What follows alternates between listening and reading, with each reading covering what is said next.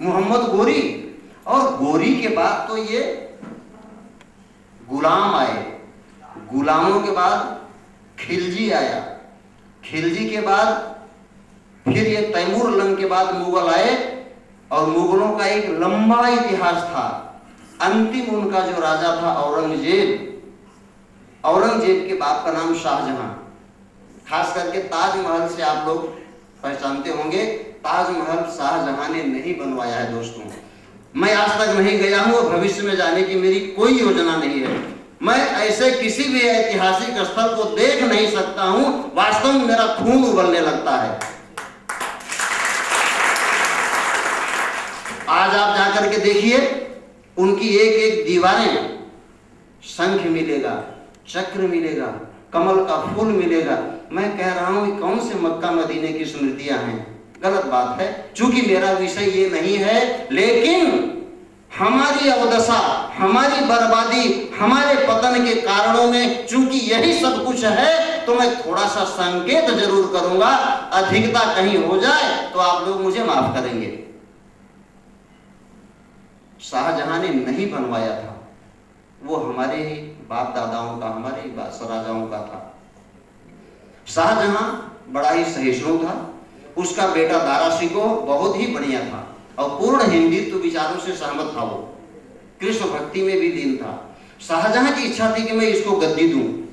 औरंगजेब एक नंबर का कट्टर और कठमुल्ला था, उसकी आदत को शाहजहां जानता था, इसलिए उसने उनको दक्कन का सूबेदार, दक्कन यानी कौन सा क्षेत्र? यही आपका महाराष्ट्र, यही आपके शिवाजी का क्षेत्र। और शिवाजी ने जो उसकी धुलाई की, जो उसको थूथने रगड़े कि वापस वो भाग गया। वहां जाने पर उसे पता चला कि मेरे अब्बा हुजूर तो ये सल्तनत दारा शिकोह को देना चाहते हैं, और तुरंत उसका दिमाग फिर गया। अपने बाप के खिलाफ उसने षड्यंत्र किया, षड्यंत्र करके सारे अपने सेनापतियों को मिलाया।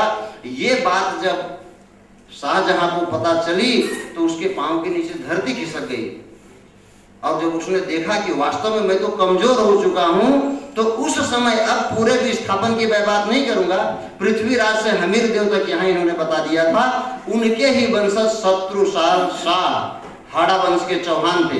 दोस्तों ये वास्तव में चौहानों का नाम इतना क्यों है? पूरे क्षत्रिय वंश का सूर्य है चौहान वंश, बाकी सब उनके अंदर। कारण ये है, इन्होंने कभी घुटने नहीं टेके, इन्होंने कभी सरेंडर नहीं किया। दो ही नाम आते हैं,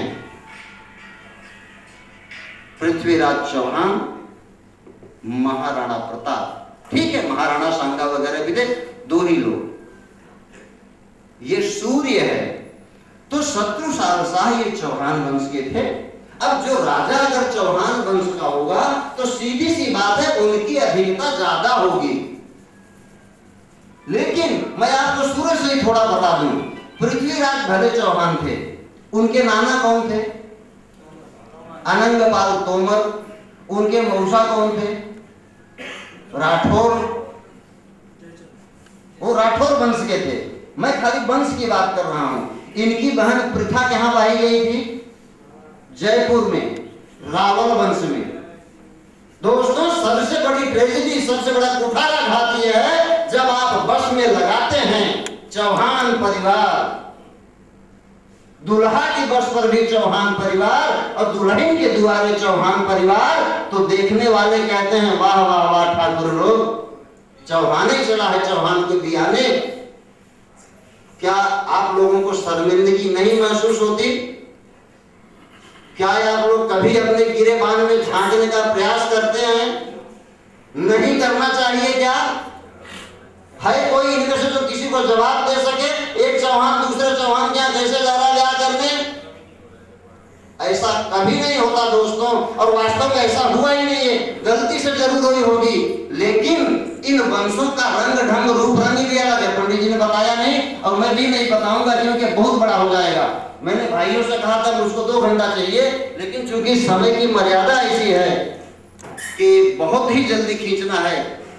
आज आप देखिए कुछ ब्राह्मण जैसे गोरे चिट्टे होंगे, और जब ढूंढेंगे तो गारंटी के साथ या तो परमार मिलेंगे या तो गहलोत मिलेंगे, इसी तरह से होंगे, या तो हो सकता चंद्रवंशी में भी हों। और जितने भी ये काले हैं उसमें मैं भी आ गया।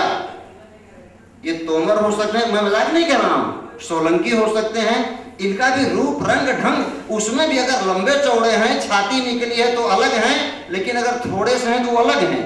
उनकी विवेचना बाद में होगी, अभी यहाँ पर समय नहीं है। तो हुआ क्या कि सारे के सारे राजवंशों के लोग थे।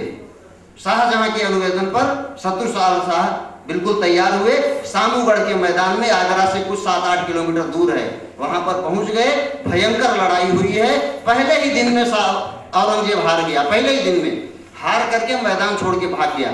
और रात में उसने कुछ कठमुल्लों को तैयार किया और ये कहा कि मक्का से फतवा आया है, जो सच्चा मुसलमान है वो मुसलमान का साथ देगा। परिणाम क्या हुआ? शाहजहां की 100% सेना औरंगजेब के साथ और राजा शत्रुपाल शाह के साथ, जो भी मंगोल जो भी पठान थे, ये सब उसके साथ। और रेशियो जो बना, अगर 1 राजपूत तो 4 मुसलमान। भयंकर लड़ाई दूसरे दिन हुई, सारे राजपूत मारे गए। राजपूत पीठ तो दिखाते नहीं थे, चूंकि मैं तो प्रत्यक्षदर्शी नहीं हूं, मैं भी इतिहास के पन्नों से ही पढ़कर बता रहा हूं। हो सकता है कुछ बचे हों। शत्रुपाल शाह को गोली लगी थी, हाथी पर थे, उनको गोली लगी थी। शाहजहां अरेस्ट हो गया और दारा सिंह को अरेस्ट किया गया। बाद में उसका सिर कलम कर दिया गया, सगे भाई ने किया। और उसके बाद जब वो गद्दी पर बैठा तो उसका फरमान था, ये जितने राजपूतों ने मेरे पिताजी का साथ दिया है, इनको ढूंढ ढूंढ कर औरत और बच्चों के साथ कत्ल कर दो। यह ऐतिहासिक सत्य है, कत्ल कर दो, कोई कंप्रोमाइज नहीं। हाँ, अगर वो बहू बेटियों का डोला दे देते हैं और अपना जनेऊ बनेऊ निकाल करके मुसलमान बन जाते तो छोड़ दो, बाकी काट डालो। और ये फरमान कहाँ था, मैं आपको बता रहा हूँ। अवध के जो नवाब थे, लखनऊ के नवाब, उनको भी आदेश दिया गया था। लखनऊ के नवाब उसी के अधीन थे और लखनऊ के नवाब की सारी सेनाएं चप्पे चप्पे में घूम रही थी। ये मेरे घर की घटना नहीं है, ऐतिहासिक ग्रंथों में आप पढ़िए उसको। इसलिए जो विस्थापन हुआ, यहां से लोग लगभग बैलगाड़ियों में बैठ करके भाग भूग करके विक्रमपुर, अवध प्रांत कहते थे। अवध प्रांत यानी प्रतापगढ़, थोड़ा सा सुल्तानपुर, इस तरह से पार्ट लेकर 2-3 जिलों का अवध प्रांत कहा जाता था। अब चूंकि भाग कर गए, और मैं आपको उदाहरण दे रहा हूं कि पहली बार नहीं भागे हैं, कृष्ण भगवान खुद भाग करके द्वारिका आए हैं।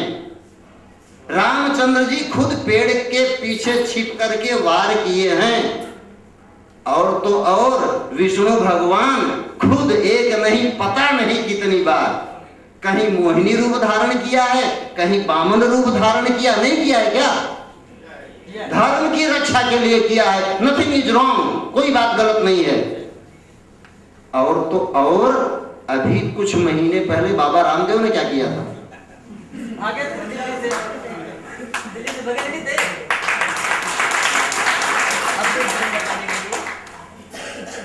बाली ने पूछा था, बाली ने पूछा था ना, क्या पूछा था? मैं बैरी सुग्रीव वहीं प्यारा, मैं दुश्मन और ये प्यारा, कारण कवन नाथ मोही। बड़े प्यार से जवाब दिया था उन्होंने। क्या दिया था?